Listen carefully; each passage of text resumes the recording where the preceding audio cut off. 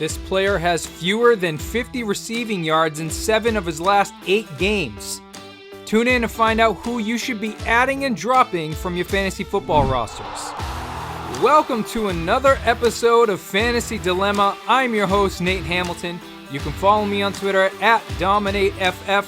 Let's jump right in and find out who you should be adding at the wide receiver position. There's somebody that not too many people have heard of, as he's only rostered in 3% of leagues. His name is Gabriel Davis, wide receiver of the Buffalo Bills. Davis has 70 or more receiving yards and a touchdown in 2 of his last 3 games. And now John Brown is on IR for at least the next 3 weeks, leaving more opportunities and targets for Gabriel Davis to succeed in this offense. You can expect Josh Allen to target Davis a lot more as we head into the fantasy football playoffs.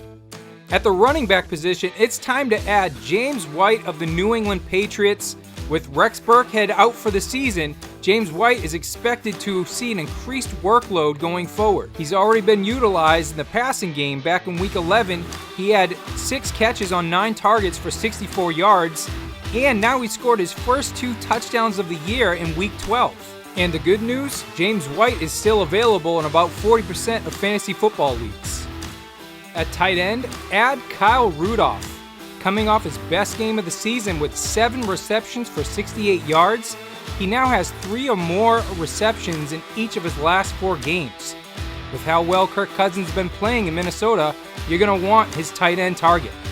Moving on to who you should be dropping off your fantasy football rosters, let's start at the wide receiver position. It's Darius Slayton with the New York Giants. He's eclipsed 50 receiving yards just twice in the last 6 games.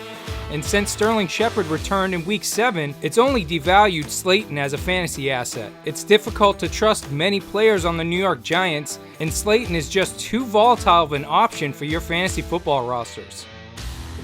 At running back, it's time to move Leonard Fournette from your bench to the waiver wire. Ronald Jones has clearly taken over as a lead back in this backfield. Fournette just isn't getting the touches, and even when he does, he's not doing much with it. He only has 50 or more total yards in just 3 games this season with the Buccaneers. Leonard Fournette just doesn't offer enough upside to warrant rostering him at this point of the season. Closing things out at the tight end position, it's time to drop Noah Fant from the Denver Broncos.